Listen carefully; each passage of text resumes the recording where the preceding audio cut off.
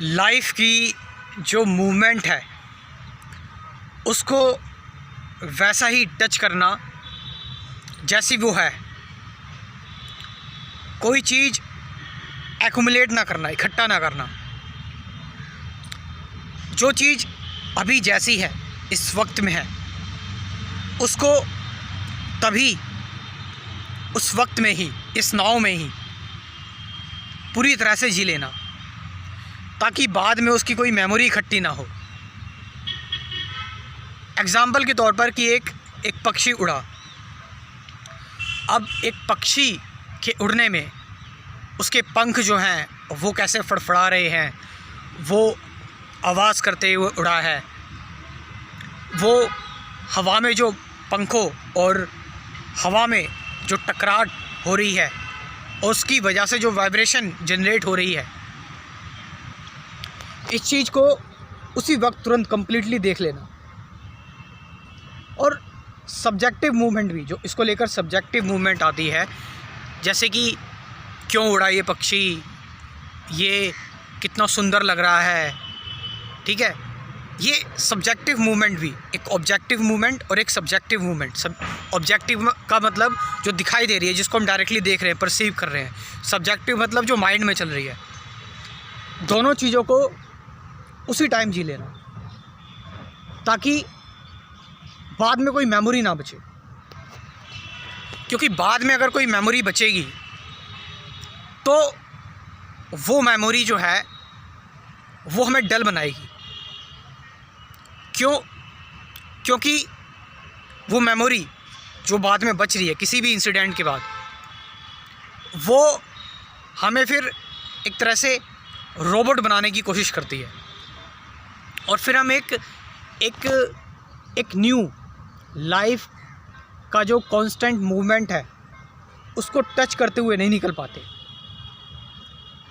तो लाइफ में जितनी भी मूवमेंट है, चाहे सुख है, चाहे दुख है, चाहे एक्साइटमेंट है, चाहे सफरिंग है, इन सारी चीज़ों को उसी टाइम, उसी मोमेंट में पूरी तरह से जी लेना। क्योंकि अगर हम उसको उस टाइम पर पूरी तरह से नहीं जिएंगे तो मैंने बताया इसकी मेमोरी क्रिएट होना स्टार्ट हो जाएगी, एक्युमुलेशन होना स्टार्ट हो जाएगा। तो जब मेमोरी और एक्युमुलेशन होना स्टार्ट होगा, फिर वो मेमोरी और एक्युमुलेशन जो जमा इकट्ठा हो जाएगा, जो पास्ट इकट्ठा हो जाएगा, फिर उसकी वजह से वो हमारे डेली के एक्शंस को इंटरफेयर करेगा।